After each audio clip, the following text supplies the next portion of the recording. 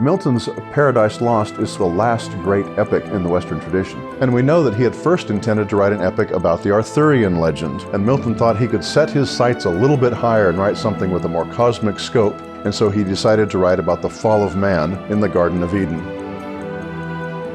The metaphysical poets came up with what are called conceits, that is, analogies or metaphors that are unusual, that even take some work to figure out. They're creative, they're different, they're kind of mind-bending sometimes. Shakespeare has given us a play that shows justice opening up into mercy, the letter of the law being enforced so that mercy can season justice. The British Empire controls something like 75% of the landmass of the planet.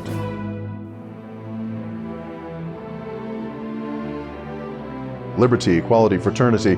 Liberty is all very well, but you cannot talk about whether liberty is good or bad without saying when and for whom. The Romantic movement, privileged instead of reason, emotion, intuition, imagination as sources for meaning, truth, and significance.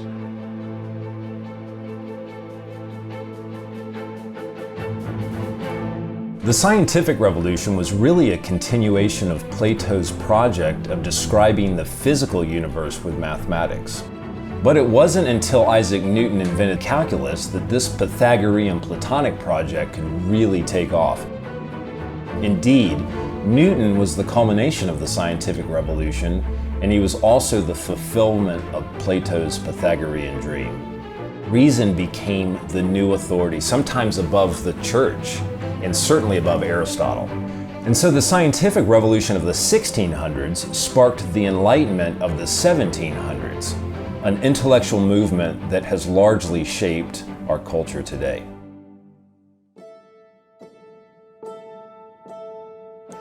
Dickens deliberately wanted to change people's hearts about how they treated people, and he used Christmas to make people be more sensible and sensitive to those around them. All of her novels are about the doings of people in the countryside and rural areas in England, their relationships, their small concerns on a small local level. But that's what makes them so delightful and so timeless. One of the reasons this is the most famous chapter in the story is because this sort of encapsulates what may be Dostoevsky's answer, his answer to the problem of evil. The answer doesn't come with our intellectual arguments. Remember what Edmund Burke said about the wisdom that comes from generations upon generations, from a nation or a culture growing slowly over time and developing a wisdom that's greater in its cumulative size than any one human lifetime could ever achieve.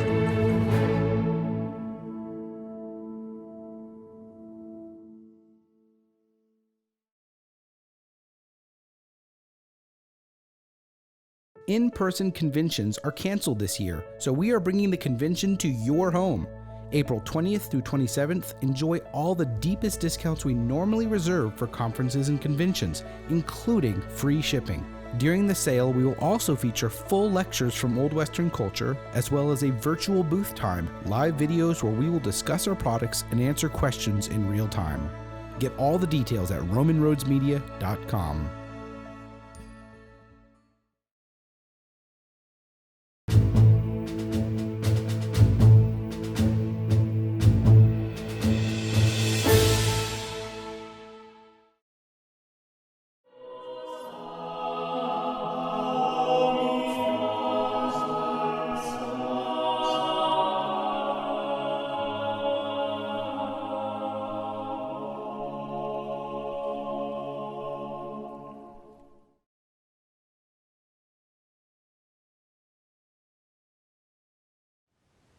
Welcome back to Old Western Culture. In today's discussion, I'll cover the Crusades.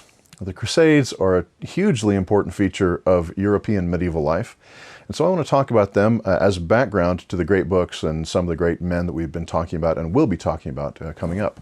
Remember that we've been talking about the High Middle Ages, that period from really about 1100 to 1300. If we back up further, we see that the Middle Ages cover from about 500 to 1500. We call the first half, from 500 to 1000, the early Middle Ages.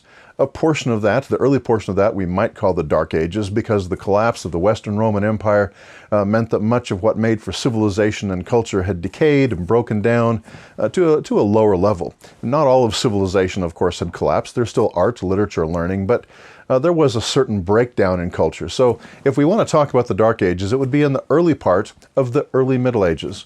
But by the time we get to the year 1000, we've had Charlemagne in the Frankish kingdom, modern-day France, reviving and reunifying European culture. We've got King Alfred the Great in England in the mid-800s doing the same thing for English culture. We've got Christianity spreading all throughout Europe, up into Scandinavia, east into Russia, west into the British Isles, covering all of Northern Europe from the old, decayed center of the Western Roman Empire. Which itself is still intact, but as separate, smaller kingdoms. Italy is broken up into several different kingdoms, and Spain and southern France and so forth. So by the year 1000, we have a revival of culture.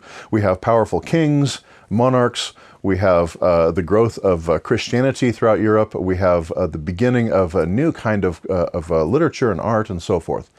And so we've been talking about some of the men that came along in the High Middle Ages after the year 1000. We talked about Anselm, the great theologian, the Archbishop of Canterbury in England, who around 1100 writes the Proslogium, the Monologium, and the Cur Deus Homo. We talked about those three books. We've talked about Geoffrey of Monmouth with his first Arthurian epic, kind of looking back into British history before the Anglo-Saxons came and finding King Arthur there and his ancestry, and telling the great story that will become the great legend of Arthur later on. But behind all the things that are happening in the High Middle Ages, the rise of the universities of Paris and Oxford and other universities in Spain and Italy and so forth, the rise of scholasticism, that movement that attempts to use the tools of logic to organize all of human knowledge into a systematic, coherent whole. Behind all of these things, behind Thomas Aquinas, whom we'll be talking about in future lectures, and his great work, the Summa Theologica, the high point of scholasticism, behind Dante, the greatest poet of European culture, whom we'll be talking about also, behind all of these books and all of these men, there are political events, including the Crusades, going on. Now, the Crusades are tremendously important for a number of reasons. They brought about some things, introduced changes, began some effects that will show up downstream in European culture that we still have with us today. So I want to talk about them today. The Crusades were a series of military efforts that attempted to recover the Holy Land under the sponsorship primarily of the Roman Catholic Church and of some of the monarchs of Europe. So in order to understand this, we need to back up just a second. In many previous lectures, I've talked about the fact that the old Roman world, the Roman Empire, had divided gradually into two halves. Geographically, with governing centers in the east and the western half, religiously, with disagreements theologically between the Eastern Church and the Western Church. Linguistically, the eastern half is still using Greek and the western half is using Latin. And because of the geographic division and because of the difficulty of travel between the two halves of the empire, there's less and less communication. So Eastern culture, the eastern part of the old European Roman world and the western part of the old Roman world have grown very much apart in many ways. In the year 1054, we have the Great Schism, which we've talked about before, where the Eastern and Western churches mutually excommunicated each other over differences of theology, over differences of church government, whether there should be one pope or governed by council of bishops, differences over how to conduct liturgies. A great many differences led to this mutual excommunication, and so we now have a division between the two halves of the Christian church. Now, one of the important results of this division between the two halves of the Christian world is that where in the first 1,000 years of Christian history there had been a number of bishops acting together collegially in council to govern the church, now, after this division, there's just one bishop in the West who has authority over all of the Western church, and that, of course, is the Bishop of Rome, whom we know of as the Pope. After the division between West and East in 1054, the Bishop of Rome gets a great deal more power. And we have the High Middle Ages being dominated by very powerful popes who are constantly in conflict with the temporal powers, the kings and the Holy Roman Emperors and so forth. As a result of the growth of the power of the Pope, he has the desire to reconcile the two halves of the empire, but of course the Pope believes that he has authority over all of the Christian church on earth. He's the vicar of Christ on earth, he says, and he wants to see the Eastern Church come under his authority. He thinks that this would be best for the whole church. The Eastern Church, of course, doesn't think so. They disagree. Along with this growth of the so-called power papacy, we have some changes in the East. Palestine, or the Holy Land as it's beginning to be called, had been under the control of Islamic rulers for 400 years, ever since the rise of Islam in the 600s. But for most of the 400 years leading up to the 11th century, Christians from Western Europe had been able to travel fairly freely to Palestine on pilgrimage, to visit Jerusalem and Bethlehem, the sites where Jesus walked and so forth. But now in the 11th century, the 1000s, there's a new group of Islamic Turks called the Seljuk Turks who conquer the former Islamic dynasty and take over Palestine, and they're much harsher on pilgrims. People come back from the Holy Land to Europe with tales of torture, imprisonment, murder, and so forth. And so all of Europe is getting rather upset at the fact that they cannot visit the land of Christ. So there are a number of monks and of preachers in Europe who travel around preaching that the Holy Land should be recovered. There is a pope in the 1090s whose name is Urban II. In 1095, in November, on a meadow in southern France called Clermont, he convenes a council. There are over 300 bishops and lots of other people who gather together on this meadow, and the tournament grounds are laid out, and there's a pulpit built for Pope Urban II, and he preaches a crusade. He calls on Christians everywhere in Europe to go to the Holy Land, taking up the cross, from which we give them the name Crusaders, taking up the cross and recovering the land of Christ from the infidels. And as a result of this sermon, which is one of the most influential sermons ever given in history because of the downstream effects of it, people gather from all over Europe, mostly, of course, France, northern Italy, partly from Germany, some from England. They gather together and they begin going on these crusades. Now there are depending on how you count them, and there's always controversy in the scholarly world, but most people consider there to have been 8 major crusades from around 1100 to around 1300, over that 200-year time period. Now, some people count 7, some count 9 or 10, but most people say about 8 major crusades. The first one is the one that happened the next year. In 1096, in spring, as a result of this famous sermon preached by Pope Urban II, people gather together and they begin traveling to the Holy Land. Now, this will include feudal lords, nobility, and a lot of common people as well. It also includes clergy and fairly highly ranked officials in the church, monks, and so forth. So all kinds of people, including peasants, would go on this and later crusades. The first crusade involves a number of armies traveling by different routes. And they reach Palestine, and there over the course of next year or two, they successfully retake a number of regions of Palestine from the Seljuk Turks. They recapture Jerusalem and a number of other cities, and they set up 3 or 4 independent kingdoms governed by some of these crusaders, and they hold these kingdoms as kind of fiefdoms. These Western European nobles are set up as the governors or rulers of these kingdoms in the east. One in Jerusalem, one around Antioch, one in Edessa, Upper Mesopotamia, one called the County of Tripoli, and so on. So various Latin kingdoms in the east. Well, the Crusaders return home. The Second Crusade in the mid-1100s happens because the Islamic Turks, the Seljuk Turks, recapture some of these kingdoms, and so there needs to be another crusade to go back and to try and reestablish Christian control. The Second Crusade in the mid-1100s does very little. It's almost completely unsuccessful. The Third Crusade in the late 1100s is a fairly famous one because of the men who go on it. One of them was Richard I, Richard the Lionhearted of England. Around 1190, Richard the Lionhearted, Philip Augustus of France, and Frederick Barbarossa of Germany, 3 very famous leaders at this time, all travel toward the Holy Land. Frederick Barbarossa, the German leader, dies en route. He drowns in the river in Asia Minor.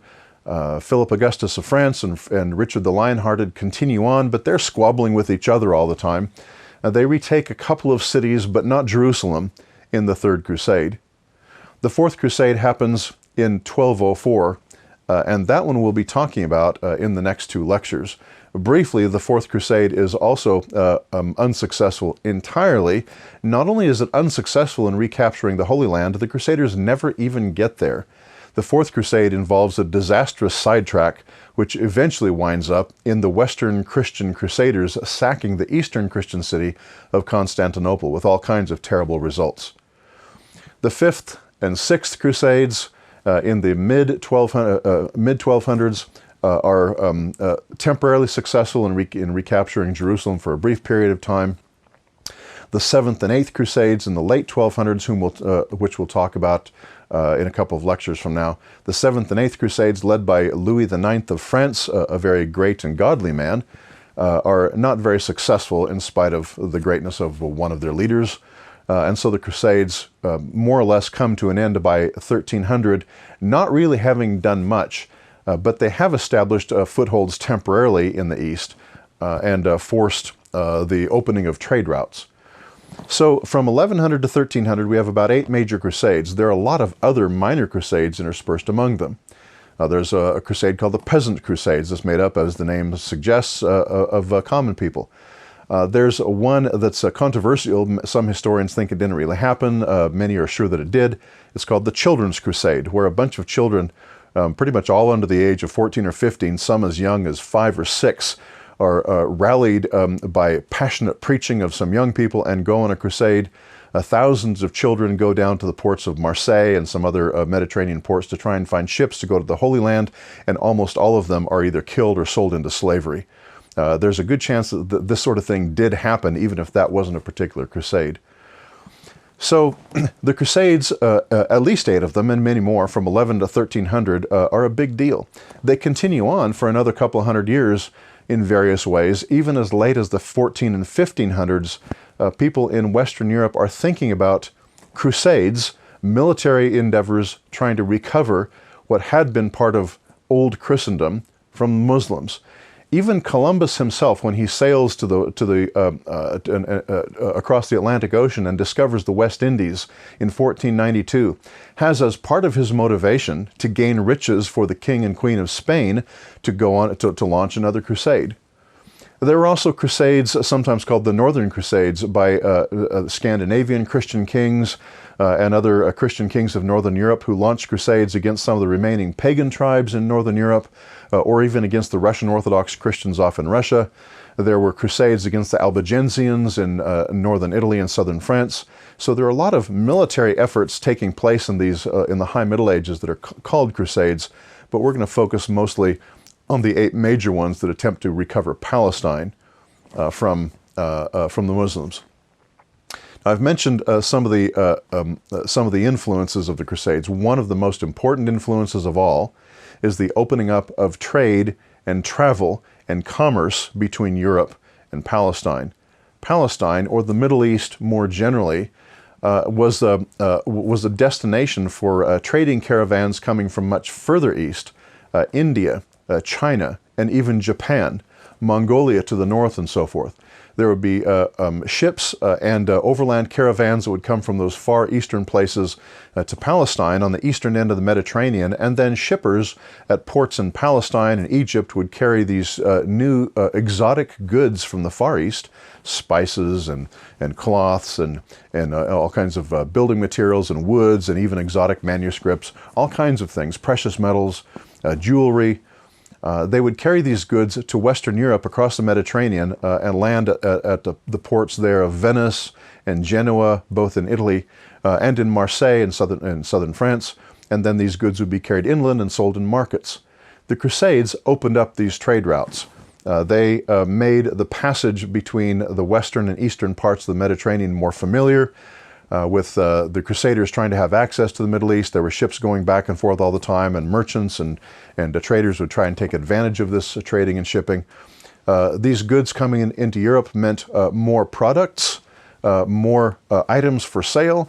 There's an influx of money as people are trying to purchase these new products and sell them and so forth. There's a new class of people by the 13 and 1400s.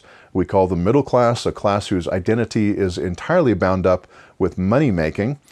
This is a class of merchants and traders and shopkeepers. This middle class, based on selling goods, causes the rise of the growth of a boom, really, in the growth of towns across Europe, in France and England and Spain and Italy. And this boom in the growth of towns means people then start moving from the country into the cities to take advantage of all the trading and all the money that's going on there. The traders coming from the east, bringing goods to Europe, and people cramming into the cities to get involved in all this new merchandising and mercenary activity means people are crammed closer together, sanitation conditions are bad, and you have plagues. So the Black Death, which I'll talk about in a future lecture, the Black Plague of 1348 and 1349, is a result of these new towns growing, booming, cramming people together, sanitary conditions being bad, and infectious diseases breaking out. With the growth of cities and the rapid building that happened to accommodate all the people moving into the country, you have to build rapidly, which means building with wood, not stone, and so you have the danger of fire. And so there are a lot of fires in the 13 and 1400s and future centuries as well, until building codes and zoning and architectural planning really helped with the problem. So the Crusades, opening up trade between Western Europe and the Middle East, really had a lot of influences downstream. Another result of the Crusades is the rise of what are called military orders. Everybody's probably heard of the Knights Templar and the Knights of St. John, the Hospitallers of St. John. These are a couple of many military orders that arose as a result of the Crusades, where monks and other clergy would establish orders that were part soldier, part monk, part doctor, to take care of pilgrims and soldiers and other travelers to the Middle East. And so hospitals and welfare houses would be set up in Jerusalem, in Accra, in Antioch, and in some of the way stations along the line, like the islands of Malta and Rhodes and Cyprus and Crete. And they would establish fortifications to defend themselves there. And so these new orders, the Knights Templar and the Knights of St. John, are to provide help to travelers and to the injured and the sick, but also to provide for defense. The Knights Templar, very famous, were destroyed in the 13 and 1400s, a couple centuries after they were begun, by the King of France, who was jealous of their power and for a variety of reasons. But the Knights of St. John are still in existence, and so are some of the orders that arose in the Middle Ages. These orders, in turn, produced the idea of chivalrous knights, of chivalry and courtesy. And so the whole idea that we have when we read medieval stories about King Arthur and the Knights of the Round Table really comes out of this scenario of the Crusades and the exotic adventures that knights and combination knight monks can go on.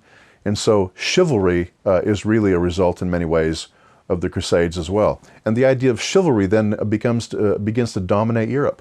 The idea of a gentleman, a man who can do everything, who's a soldier, who's a traveler, who's a learned, who's a musician, who's well-dressed, who can move in courtly circles, but also in the roughest of conditions.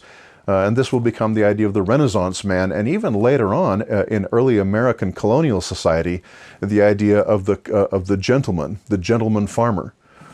Some modern commentators, among them Russell Kirk, one of the great conservatives of the 20th century, argues that the Crusades and the idea of knightliness and courtliness and chivalry that arose in the High Middle Ages is the origin of the idea of the courteous, learned, all-competent gentleman farmer of the American colonies, like Thomas Jefferson and George Washington. So the Crusades do have a tremendous amount of influence, and many people that are important in the Middle Ages are closely connected. For example, we talked about Anselm, who wrote the Proslogium, the Monologium, and the Cur Deus Homo in a previous lecture. Well, Anselm was not directly involved in the Crusades, but he was involved in the attempt to reconcile the Western and Eastern churches, and he knew Pope Urban II, and so he's connected. Bernard of Clairvaux, a very famous monk of the 12th century, who's involved in rise of the new Cistercian order of monasteries, and who wrote a great many commentaries on the Scripture and a number of hymns that Christians today still sing, like "O Sacred Head Now Wounded" and others. Bernard of Clairvaux was a big support for the Second Crusade. He urged that crusade to be undertaken for a variety of reasons. Richard the Lionhearted, I mentioned, was on the Third Crusade, and Richard was the king during the time when the legends of Robin Hood are circulating. Robin Hood and his merry men are all involved in their exploits of daring do in England in the 1190s, because Richard is on crusade, leaving his wicked brother Prince John to govern England, and so Robin Hood has to take care of the poor against the depredations of the rich and so on. So many of the famous stories that come out of medieval England are connected to the fact that the Crusades are going on and taking leaders away to the Holy Land. The Fourth Crusade is tremendously important, as I'll talk about in the very next lecture, because of what it does to relationships between Eastern and Western Christians. The Seventh and Eighth Crusades are important because one of the leaders, Louis IX, whom I'll talk about 2 lectures from now, was involved, and he's one of the very few monarchs in Christendom to have been sainted. So the Crusades are tremendously important. Now, in modern times, they often get very bad press. Ever since the Enlightenment, people have looked on the Crusades as an utter disaster, an example of the cupidity and the avarice and the cruelty and the wickedness of men, and they point to many of the horrible ways that Christians from the West, the Crusaders, treated the Muslims in the East. But the cruelty and the bloodshed went both ways.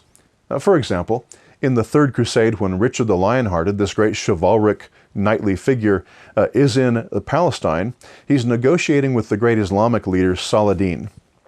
When negotiations break down, Richard the Lionhearted, in frustration, decapitates nearly 3,000 Muslim captives in full view of the Islamic army.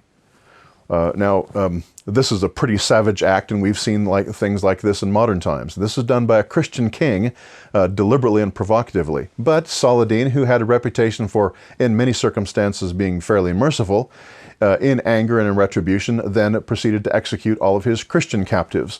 So there's a lot of bloodshed on both sides. There was also a lot of, there were many acts of kindness and of mercy and graciousness on both sides as well. Richard the Lionhearted and other Christian leaders like him from the West could deal very fairly and very mercifully and humanely with some of their Islamic captives, and likewise for Saladin and other Islamic rulers. They often treated the Christians graciously.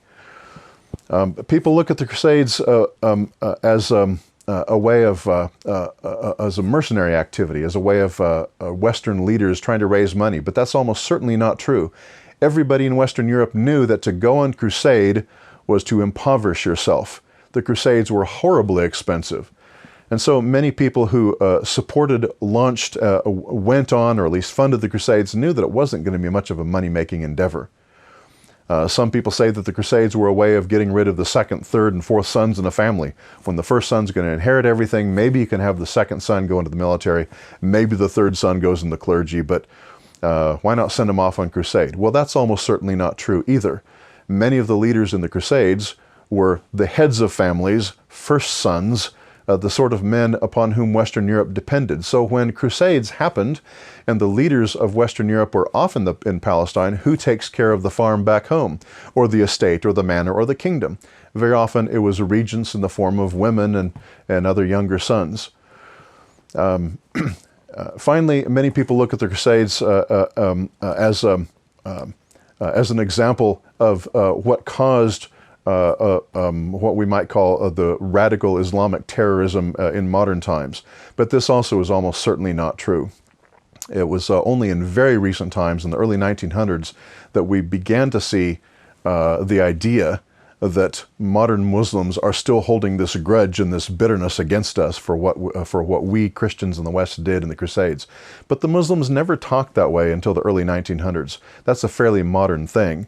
The Crusades were, as many modern scholars are beginning to once again say, the Crusades were primarily military activities in response to Christian ideas. They may not always have been right, they may have been wrong-headed, but the Crusades were fundamentally, I think, and many modern scholars argue, an attempt to defend Christendom, that is, that portion of the world we call Europe, which is becoming heavily Christianized. The Crusades are an attempt to defend Christendom against the encroachment of Islam. In the 400 years preceding the Crusades, Islam had conquered much of the old Christian world, all of Palestine, a good share of Turkey, all of North Africa, all of which had been thoroughly Christian in the late Roman period. And the Christians in Europe knew that the same thing could happen to them. And so if there had not been Charles Martel's stopping the northern advance of Islam in southern France in the early 700s, if there had not been the Byzantine Empire in the east stopping the march of Islam in the east, Europe would be overrun. So the Crusades are in great part an offense, which is meant to be a defense against the rise of Islam. And now today in the modern world, we can see many of the same sort of themes happening. Whereas Islam militarily and through violence and the sword could not conquer Europe in the Middle Ages, we see a fresh attempt in the 20th century and 21st century by Islam to overrun Europe in other ways. So the Crusades form the backdrop for much of the books that we've been talking about and will talk about. Finally, some of the books upcoming have a lot to do with theology and with Christianity and with the disagreements that are growing between West and East. The Crusades are part of the problem. As we'll see in the next lecture, attempts to reconcile the Eastern and Western churches keep foundering on the often bad behavior or sometimes just disagreements between West and East. The East is suffering under the onslaught of Islam. They ask for help from the West. The West often offers help, but on the condition that the East will submit to the Pope. And the East has a hard time countenancing this possibility. So we're going to see in some of the upcoming lectures and in some of the upcoming books this growing disagreement and difficulty between West and East. To prepare for the next lecture, read The Conquest of Constantinople by Geoffrey of Villehardouin. Looks like Villehardouin. As you're reading, look to see what the Crusaders are first intending to do. He tells us their intention. Look to see how things start falling apart. What is it that caused them to be sidetracked? And then look to see what finally causes the sack of Constantinople. What is it that the Crusaders try to do? What is it that goes wrong? What is their final response? Look also for some very interesting scenic descriptions of the city of Constantinople as the Crusaders approach it. And then finally, as you go through, look to see how Geoffrey, the author himself, describes the events. I think that you will see he's a fairly neutral observer. He himself is French, he's part of the crusading crowd, but look to see with what kind of attitude he describes what his own men, what his own army does when they finally lose control and sack the city of Constantinople.